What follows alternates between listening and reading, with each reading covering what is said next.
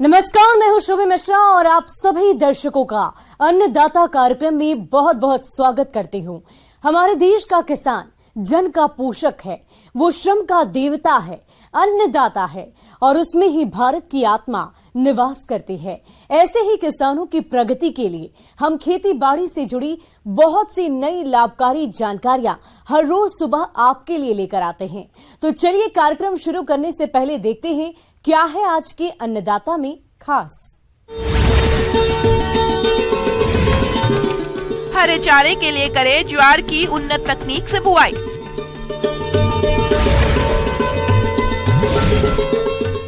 अरहर की खेती से किसानों को होगा अधिक मुनाफा। अपने राज्य के किसान खेती के साथ साथ पशुपालन भी करते हैं और उनके लिए हरे चारे की समस्या से पशुपालकों को दो चार होना पड़ता है।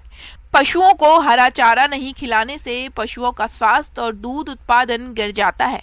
तो पशुपालक भाइयों, आपके सामने ऐसी समस्या नहीं आए, इसके लिए आप ज्वार की खेती करें ताकि अधिक चारे की प्राप्ति हो सके। तो आप हरे चारे के लिए ज्वार की खेती कैसे करें, इस बारे में जानकारी दे रहे हैं कृषि विज्ञान केंद्र टांगरणा के सस्य वैज्ञानिक डॉक्टर BL यादव।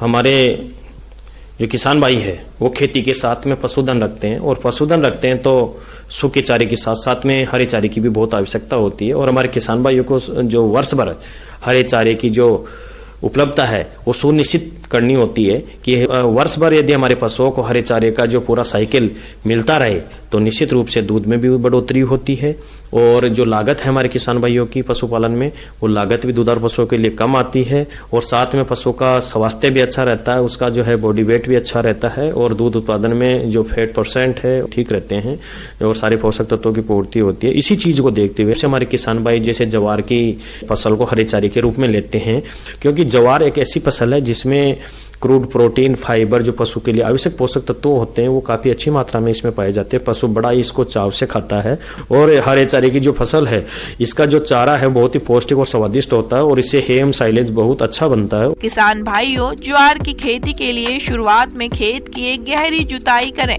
गहरी जुताई करने के बाद खेत में 10 से 12 टन गोबर की खाद डालकर मिट्टी में मिला दें। खाद को मिट्टी में मिलाने के बाद कल्टीवेटर से 1 से 2 जुताई करके खेत को भुरभुरा कर लें और पाटा चलाकर खेत को समतल कर लें। भूमि जो हल्की से मध्यम प्रकार की जो भूमि है उसमें हमारे किसान भाई इसको लगा सकते हैं। कम बारिश वाले एरिया में इसको लगाएंगे तो पानी की आवश्यकता होती है, तो बारिश जहाँ ठीक अच्छी मात्रा में होती है वहाँ पे इस फसल को लगाए तो ये फसल बहुत तेजी से बढ़ने वाली है। और इस फसल का जो है हमारे किसान भाइयों को हरी चारे की जो उपज मिलती है तो वो जो करीबन 2-3 महीने बढ़िया से जो मिलती है। और इसकी उन्नत किस्मों की हम चर्चा करेंगे। बहुत सारी उन्नत किस्में उपलब्ध है हमारे किसान भाइयों को। तो एक कटाई वाली जैसे किस्म की हम बात करें तो राजस्थान चरी जो है 1 है, राजस्थान चरी 2 है, राजस्थान चरी 3 है, पूसा चरी 6 है। और बहु कटाई की हम बात करें कि SSG 59-3 जो किस्म है और MP चरी है, तो इन चरी को जो है हम लेके हमारे किसान भाई बुआई कर सकते हैं। सिंचित इलाकों में इस फसल के लिए 80 किलोग्राम नाइट्रोजन और 50 किलोग्राम फास्फोरस की आवश्यकता होती है। यूरिया की आधी मात्रा और फास्फोरस की पूरी मात्रा बिजाई से पहले और कर दें और यूरिया की बची हुई आधी मात्रा बिजाई के 30 से 35 दिनों बाद खड़ी फसल में डालें। और कम वर्षा वाले क्षेत्रों यानी बरानी इलाकों में 50 किलोग्राम नाइट्रोजन और 30 किलो फास्फोरस प्रति हेक्टेयर देना चाहिए। यूरिया की आधी मात्रा और फास्फोरस की पूरी मात्रा बिजाई से पहले पूर्व कर दें और यूरिया की बची हुई आधी मात्रा बिजाई के 30 से 35 दिनों बाद खड़ी फसल में डालें। सबसे पहले ध्यान रखने की इसका जो बीजोपचार है वो 3 से 4 ग्राम थायरम प्रति किलो बीज के हिसाब से लगा के ज्वार के बीज को उपचारित करेंगे तो निश्चित रूप से जो बीज जनित बीमारियां, भूमि जनित बीमारियां, उस बीमारियों से बचाव कर सकते हैं। और साथ ही बीज की मात्रा दाने वाली फसलों के लिए बीज की मात्रा कम होती है, लेकिन चारे वाली फसलों के लिए बीज की मात्रा अधिक होती है। 35 से 40 किलोग्राम प्रति हेक्टेयर बीज की आवश्यकता होती है और इस बीज को सिंगल भी लगा सकते हैं। और साथ में यदि इस चारे की अच्छी गुणवत्ता बढ़ानी है तो जो लोबिया होता है उससे मिलवा जो खेती है, मिलवा जो है इसके साथ में बीज मिला के यानी 10 से 12 किलो उसका भी यदि बीज इसके साथ में लगाएंगे तो निश्चित रूप से ये चारा जो है बहुत अच्छी क्वालिटी का बन जाता है और सीड ड्रिल से इसकी बुआई कर सकते हैं। तो हमारे किसान भाइयों को ये ध्यान रखना है कि इस प्रकार से हम इसकी बुआई करें। साथ ही इसमें खरपतवार प्रबंधन की बात आती है, क्योंकि जब फसल लगाते हैं तो शुरुआती अवस्था में फसल देरी से बढ़ती है तो उस टाइम खरपतवारों से काफी नुकसान होता है। तो उस समय क्योंकि खड़ी फसल में कोई खरपतवारनाशी का उपयोग नहीं करना है, लेकिन जब फसल की बुआई करते हैं हम तो आधा किलो जो एट्राजिन है 50% WP बुआई के तुरंत बाद खेत में पर्याप्त मात्रा में नमी हो और बीज उगने से पूर्व उसका यदि स्प्रे करेंगे तो निश्चित रूप से हमारे खेत में खरपतवारों की समस्या नहीं आएगी। और इसकी लाइन सोइंग करेंगे तो उसमें निराई गुड़ाई अच्छे से हो सकती है। तो जैसे 25-30 दिन की फसल हो जाए उस टाइम में हम निराई गुड़ाई करके भी खरपतवारों को निकाल सकते हैं। ज्वार की यदि एक से अधिक कटाइयां ले रहे हैं तो प्रत्येक कटाई के बाद सिंचाई के समय 25 से 30 किलो यूरिया छिटक कर फसल में इसे ऐसा करने से ज्वार की अच्छी बढ़वार होती है और अधिक चारे का उत्पादन मिलता है। और ध्यान ही रखने की बात है कि ज्वार की फसल की जो कटाई है, जो इसमें एशियन धुरीन नाम का जो तत्व है इनकी जड़ों में पाया जाता है, तो उसको ध्यान में रखते हुए हमारे किसान भाइयों को ये ध्यान रखना चाहिए कि जब ये ज्वार की फसल बुआई से लेकर 50-55 दिन की उससे पूर्व इसको काट के पशु को नहीं खिलाए। यदि उस समय पे खिलाएंगे तो पशु में उस तत्व की मात्रा ज्यादा होती है तो वो पशु को नुकसान पहुंचा सकती है। तो हमारे को किसान भाइयों को कटाई का विशेष ध्यान रखने की जरूरत है कि जो है 50 दिन के बाद ही पहली कटाई इसमें करे। तो इससे हमारी जो है एक कटाई वाले से एक कटाई ले सकते हैं और बहु कटाई वाली के जो है उसकी फिर दूसरी कटाई जो है उसके 20 से 25 दिन बाद में फिर ले सकते हैं। किसान भाइयों, अब लेते हैं एक छोटा सा ब्रेक।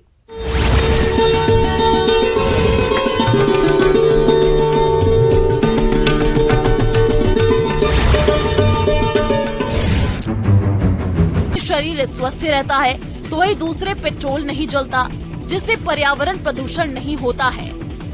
वहीं लोगों को सेफ ड्राइव के प्रति जागरूक करते हुए वह 4 व्हीलर चलाने के दौरान सीट बेल्ट लगाने और 2 व्हीलर के दौरान हेलमेट लगाने संबंधी जानकारी भी देते हैं। आपको बता दें कि सुप्रिया ने 4 जनवरी को पश्चिम बंगाल के पूर्वी मोदनीपुर जिला के गुजोहार जालापाई गांव से ये यात्रा शुरू की थी, जिसमें अभी तक वह 12,000 किलोमीटर की यात्रा कर चुके हैं। सुप्रिया दास ने बताया कि उसने नेपाल, बांग्लादेश सहित देश के पूरे राज्यों में भ्रमण करने का संकल्प लिया है, जिसमें अब तक ओडिशा, आंध्र प्रदेश, तमिलनाडु, केरला, कर्नाटक, गोवा, महाराष्ट्र, गुजरात, राजस्थान, दिल्ली, हरियाणा, पंजाब, हिमाचल, उत्तराखंड, उत्तर प्रदेश प्रांत सहित पुडुचेरी, कश्मीर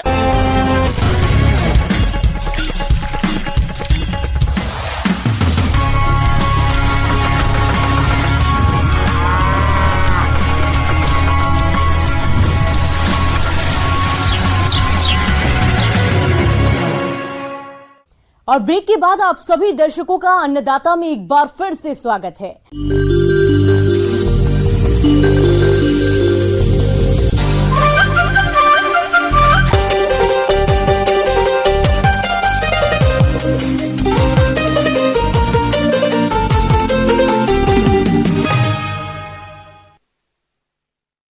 किसान भाइयों, दलहनी फसलों में अरहर का प्रमुख स्थान है, जिसकी खेती प्रदेश के अधिकतर किसान करके कम लागत में अच्छा मुनाफा कमाते हैं।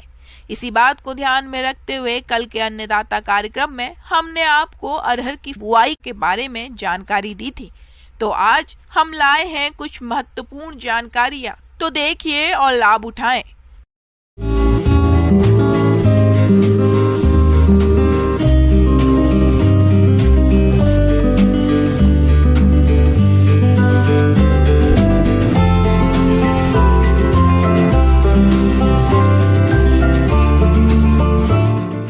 अरहर की दाल सबसे अधिक खाने में प्रयोग की जाती है और इसकी खेती वर्षा आधारित क्षेत्रों में अधिक की जाती है। अपने देश में इसकी खेती का वर्तमान में कुल एरिया 5.3 लाख हेक्टेयर है, लेकिन उपज की दर को देखें तो आज कई किसानों को 1 एकड़ एरिया से 30 किलोग्राम से भी कम उपज मिलती है, जबकि इसकी उपज की क्षमता प्रति एकड़ 5 से लेकर 12 कुंतल तक है।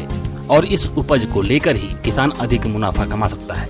और यह उपज पाने के लिए किस्मों का चयन, बुआई का तरीका, पोषक तत्व प्रबंधन और विशेष रूप से फसल सुरक्षा पर ध्यान रखना होगा।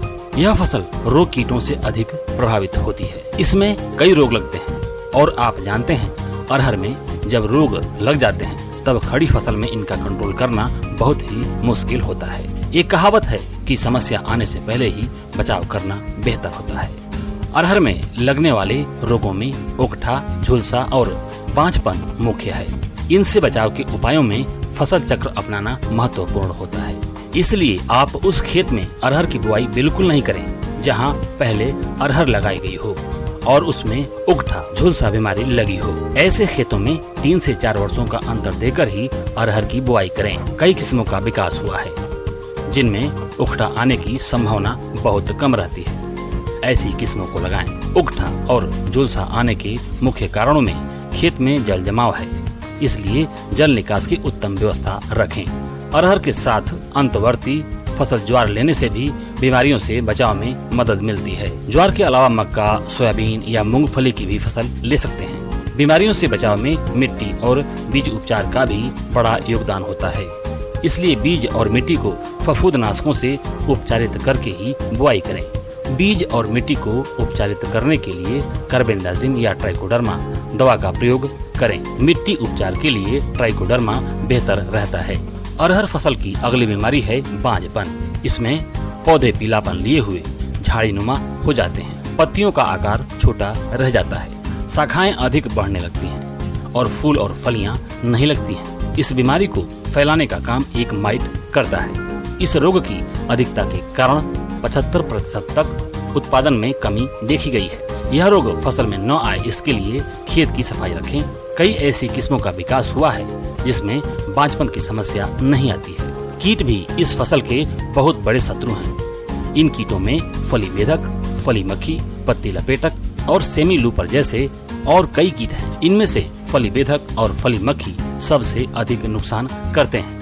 तो इनसे फसल को बचाने के लिए सबसे पहला कदम है गर्मी में खेत की गहरी जुताई। ऐसा करने से कीट तो नष्ट होंगे ही, बीमारियों के बीजाणु भी नष्ट हो जाते हैं और भी कई लाभ होते हैं। कीट रोधी किस्मों का चुनाव करें।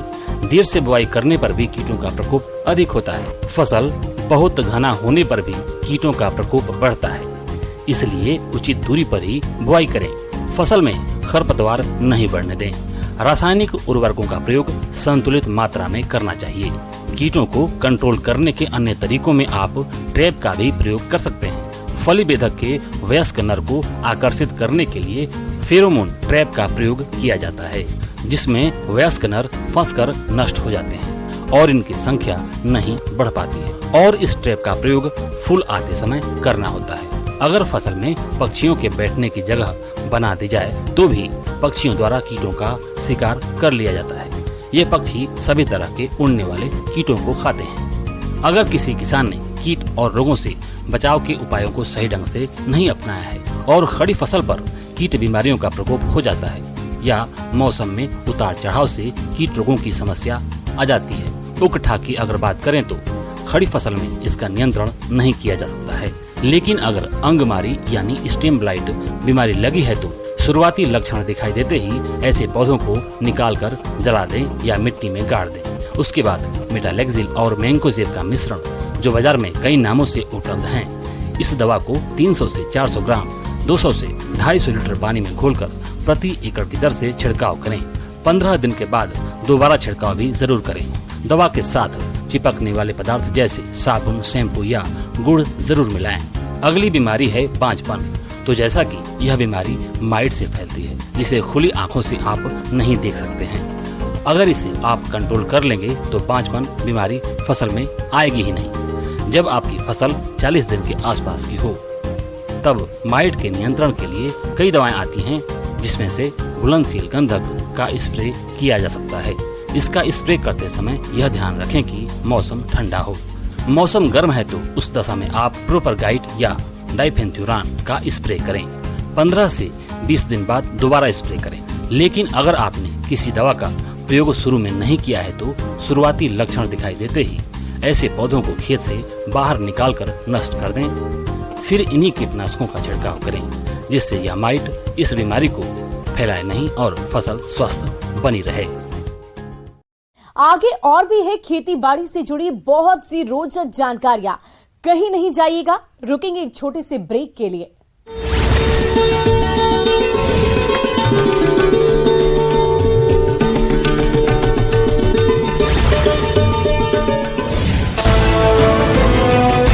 शासित प्रदेश और नेपाल देश की यात्रा करते हुए सागर पहुंचे। अब वह देश के अन्य प्रांतों के साथ ही बांग्लादेश की यात्रा करते हुए अगले वर्ष 2024 में अपने गांव पहुंचेंगे।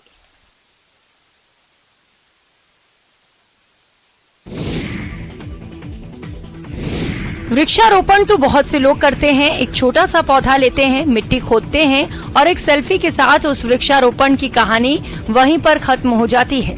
इस नन्हे पौधे को लगाने वाला व्यक्ति भी अक्सर भूल जाता है कि हमारे द्वारा लगाया हुआ पौधा इस वक्त कैसा होगा, क्या उसको पानी मिलता होगा, क्या वो सूख तो नहीं गया होगा। इन सब प्रश्नों का उत्तर शायद वृक्षारोपण करने वाला व्यक्ति कुछ समय बाद भूल जाता है। लेकिन देवरिया के रहने वाले हिमांशु ने न सिर्फ पौधे लगाए बल्कि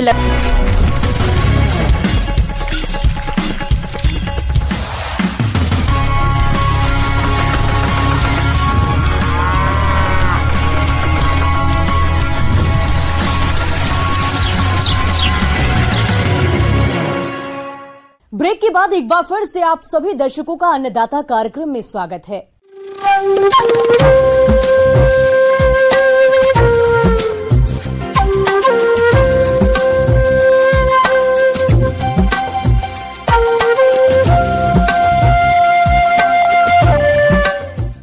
मौसम विभाग की रिपोर्ट पर साप्ताहिक कृषि सलाह कुछ इस प्रकार है।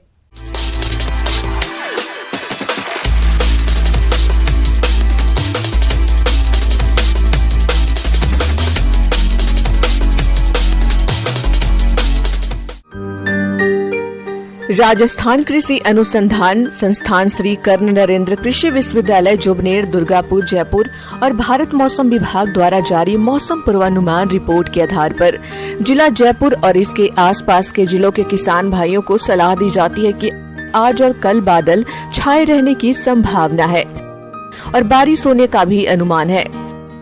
अधिकतम तापमान 34 से 36 डिग्री सेल्सियस और न्यूनतम तापमान 25 डिग्री सेल्सियस तक रह सकता है। अधिकतम सापेक्षिक आर्द्रता 70 से 75% और न्यूनतम सापेक्षिक आर्द्रता 44% रहने का अनुमान है। वही हवा की औसत गति 7 से 12 किलोमीटर प्रति घंटे की औसत गति से चलने की संभावना है।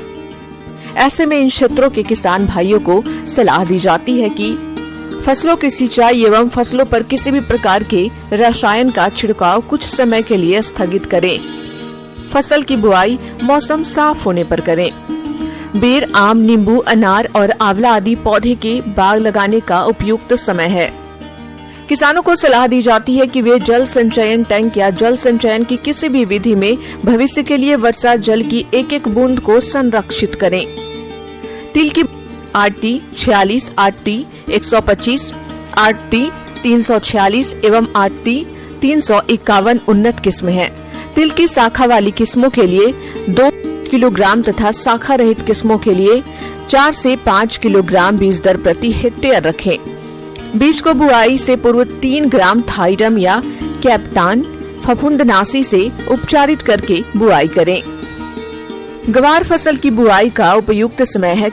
किसानों को करण गवार 1 RGC 936 उन्नत किस्मों के बीजों का उपयोग करने की सलाह दी जाती है। बुआई के लिए 15 से 20 किलोग्राम बीज प्रति हेक्टेयर का प्रयोग करें। अंगमारी रोग की रोकथाम हेतु बीज को बुआई से पहले प्रति किलो बीज को 250 ppm एग्रोमाइसिन को घोल से उपचारित करें। पंक्ति से पंक्ति की दूरी 30 सेंटीमीटर और पौधे से पौधे की दूरी 10 सेंटीमीटर रखें। बाजरा की बुआई का उपयुक्त समय जून के अंतिम सप्ताह से जुलाई के तृतीय सप्ताह तक है। बुआई मौसम साफ होने पर करें। किसानों को RHB 223, RHB 234, RHB 177, RHB 173, RHB 154, HHB 299, HHB 67, improve राज्य 171, MPMH 17, MPMH 21 उन्नत किस्मों के बीज का उपयोग करने की सलाह दी जाती है। बुआई के लिए 4 से 5 किलोग्राम प्रति बीज हेक्टेयर का प्रयोग करें। पंक्ति से पंक्ति की दूरी 40 से 45 सेंटीमीटर और पौधे से पौधे की दूरी 15 सेंटीमीटर रखें। टमाटर की फसल में सफेद मक्खी की रोकथाम हेतु मैलाथियान 50 EC 1 मिली प्रति लीटर पानी में मिलाकर छिड़काव करें। घरेलू पशुओं को बारिश के सीधे संपर्क में आने से बचाएं। उनके शेड में पानी जमा न होने दें। उनके कूड़े को सुखा रखने की कोशिश करें।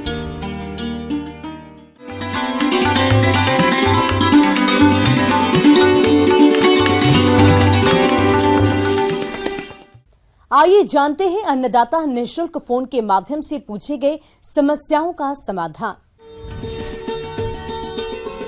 अन्नदाता निःशुल्क फोन संपर्क सेवा के माध्यम से पूछे गए प्रश्नों में से आज हमने जिस प्रश्न को कार्यक्रम में शामिल किया है उसे पूछा है ग्राम सुमेल, जिला अलवर के कृषक सुरेश चंद्र ने। ये टमाटर की फसल में वायरस रोग से बचाव के उपायों के बारे में जानकारी चाहते हैं। तो सुरेश चंद्र जी, आपकी जानकारी के लिए प्रस्तुत है कार्यक्रम का ये अंश।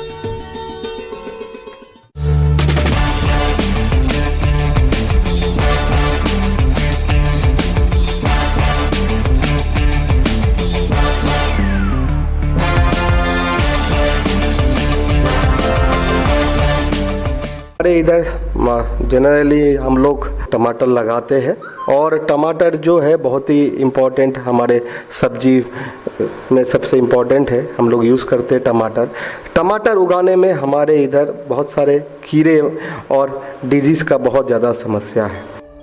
टमाटर की खेती करने वाले जो भी किसान इस समय ये फसल लगाए हैं या हर साल लगाते हैं, वे इस फसल में लगने वाले वायरस रोग से फसल को बचाने के उपायों को सही समय पर अपनाएं। जैसा कि आप जानते हैं कि ये रोग सफेद मक्खी से फैलता है। ऐसे में इस कीट को कंट्रोल कर लिया जाए तो उपज बहुत ही अच्छी होगी। जनरली हमारे इधर सादा मक्खी शुरू में जो वायरस ट्रांसमिट करता है, जिसको हम लोग लिप कर्ल बोलते हैं, उसका ज़्यादातर आक्रमण होता है शुरू के टाइम में। बिना बीज शोधन करके अगर आप लगाते हैं तो जो है कभी कभी 80 से 90% खेत जो है आपका टमाटर लिप कर्ल वायरस से जो है कम्प्लीटली जो है अफेक्टेड हो जाता है, पूरा नष्ट हो जाता है खेत, जिसके कारण आपका फल भी जो है सही नहीं आएगा और जो आपको उपज है उपज में भी बहुत सारा असर होगा। तो इसीलिए हम आपको पहला हमारे तरफ से सजेशन यही रहेगा, जो आप बीज शोधन करके लगाएं। इमिडाक्लोप्रिड जो 5 ग्राम प्रति केजी सीड के दर से, आप थायोमिथाक्सम जिसका बाजार में आपको पाउडर फॉर्म में मिलेगा, ये भी 5 ग्राम प्रति केजी के दर से आप इस्तेमाल कीजिए। जो 40 से 50 दिन तक मेन ट्रांसप्लांटिंग व मेन फील्ड में लगाने के बाद भी आपका जो वायरस जो आपका सादा मक्खी से जो व्हाइट फ्लाई से जो ट्रांसमिट होता है उसका जो है बहुत हद तक आपका निदान हो जाएगा। इसके बाद हम बताना चाहेंगे, जो व्हाइट फ्लाई जो है रस चूस के उस पत्ती को जो है पीला कर देता है, पीला करके जो है पत्ती में जो है जो फोटोसिंथेसिस है उसको कंप्लीटली नष्ट कर देता है। और पत्ती भी देखिएगा ऊपर की तरफ जो है कुकरा के रहता है, ऊपर की तरफ मुड़ जाता है पत्ती। तो ये अगर मुड़ जाता है इसका कारण आप एकदम कंफर्म रखिए जो ये सादा मक्खी व व्हाइट फ्लाई से होता है। अब इसका हम निदान कैसे करें? इसके निदान करने के लिए शुरू में अगर आप घर में लगाते थोड़ा सा जगह पे, तो आप लहसुन और मिर्च, हरा मिर्च दोनों का 500-500 ग्राम जो है मिक्सचर ग्राइंडर में आप लोग क्रश कर लीजिए। क्रश करके दोनों को एक साथ मिला के ओवरनाइट 1 लीटर पानी में इनको छोड़ दीजिए। अगले दिन देखिएगा जो पूरे पानी का कलर चेंज हो जाएगा। उसको 1 लीटर का डब्बा में स्टोर कर लीजिए और वो 5 ml 1 लीटर पानी के दर से आप उनको पूरा छिड़काव कर सकते हैं। दूसरा, आप गोमूत्र, गोबर और नीम का पत्ती का आप इस्तेमाल कर सकते हैं। तीनों कॉम्बिनेशन में गोबर 2 किलो, नीम का पत्ती 2 किलो और गोमूत्र 10 लीटर, तीनों को 15 दिन तक आप स्टोर करके रखिए। कोई मिट्टी का घड़ा पे बा कोई आपका घर में अगर जगह है तो उसको कुदाल से खोद करके उस जगह को साफ करके उसमें भी आप स्टोर कर सकते हैं और 15 दिन तक सुबह शाम इसको चलाते रहिए। और और 15 दिन के बाद इसको जो है आप इसको छान लीजिए। छान के जो आपको जो लिक्विड मिलेगा, जो पानी मिलेगा, उसको आप स्टोर कर लीजिए। स्टोर करके उससे 5 से 10 ml 1 लीटर पानी में घोल करके आप छिड़काव कर सकते हैं। तीसरा चीज जिसको हम लोग बोलते हैं योलो स्टिकी ट्रैप, ये पीला कलर का स्टिकी ट्रैप, स्टिकी मतलब गोंद वाला ट्रैप। हम जानते हैं जो हमारे जो लाही और सादा मक्खी है ये पीले कलर के ऊपर ज़्यादा अट्रैक्ट होता है। तो हम अगर पीले कलर का कागज़ जो है जिसको हम लोग येलो स्टिकी ट्रैप बोलते हैं, इसको आप एक पिचबोर्ड में आप डाल के उसको दोनों साइड गोंद से उसका लेप लगा के आप एक स्टिक से जो हमारे जो टमाटर का जो हाइट है उसी हाइट में जो आप अगर ये ट्रैप को रखते हैं तो आप देखिएगा जो 2 से 3 दिन में उस ट्रैप में बहुत ज़्यादा जो लाही और सादा मक्खी जो आपको उस ट्रैप में सटा हुआ मिलेगा, जिसके कारण खेत में जो कीड़े का पॉपुलेशन है वो बहुत हद तक आपका कम हो जाएगा और आपका जो क्षति जो पहुंचता है उस क्षति भी बहुत हद तक आपको निदान मिलेगा, कम हो जाएगा क्षति आप। और अगर आप बायो दवा में ज़्यादा चाहते हैं तो बायो पेस्टिसाइड में आपको जो है वर्टिसिलियम लेकानी, लेकानीसिलियम लेकानी करके नाम मिलता है, लेकानीसिलियम लेकानी और वर्टिसिलियम लेकानी, इसका आप 5 ग्राम प्रति लीटर के पानी के दर से आप छिड़काव कर सकते हैं। आमतौर पर किसान कीटों पर कंट्रोल पाने के लिए रासायनिक कीटनाशकों पर ही भरोसा करते हैं, जबकि रसायनों का प्रयोग तब करना चाहिए जब कोई अन्य उपाय कारगर ना हो। अगर इनका प्रयोग करना ही पड़े तो बहुत ही सावधानी से प्रयोग करें और सही मात्रा में प्रयोग करें। अगर आप रासायनिक दवा में जाना चाहता है, रासायनिक दवा में बहुत सारे आजकल दवा अच्छा दवा बाजार के, जैसे एक आता है फ्लोनिकामीड, फ्लोनिकामीड, इसका 0.5 ग्राम 1 लीटर पानी में, मतलब 2 लीटर पानी में 1 ग्राम के दर से आप दवा देके छिड़काव कर सकते हैं। दूसरा जो दवा है एसीफेट, जो बहुत पुराना दवा है, उसका भी आप इस्तेमाल करते हैं, जो आपको कम पैसे में मिल जा सकता है। और आप इमिडा का भी छिड़काव कर सकते हैं और थायोमिथाक्सम का भी दे सकते हैं। 2 लीटर पानी में 1 ग्राम के दाम से मिल सकता है, 1 ग्राम आप डाल के कर सकते हैं। तो जितना कम पेस्टिसाइड दवा का छिड़काव कीजिएगा उतना आपके खेत के लिए अच्छा है। किसान भाइयों, कृषि संबंधित समस्या और सुझाव के लिए आप हमें इस पते पर संपर्क कर सकते हैं। प्रोड्यूसर अन्नदाता news 18 Rajasthan, Ramoji film city, Hyderabad 501512। साथ ही आप हमें ईमेल भी कर सकते हैं। हमारा ईमेल है p18annadatarajasthan@nw18.com। इसके अतिरिक्त आप हमें निःशुल्क हेल्पलाइन नंबर 180088921663 पर सोमवार से लेकर शनिवार सुबह 10 बजे से शाम 4 बजे के बीच संपर्क कर सकते हैं। और अब समय हो रहा है आपसे विदा लेने का। कल फिर होगी मुलाकात कृषि से जुड़ी महत्वपूर्ण जानकारियों के साथ। नमस्कार।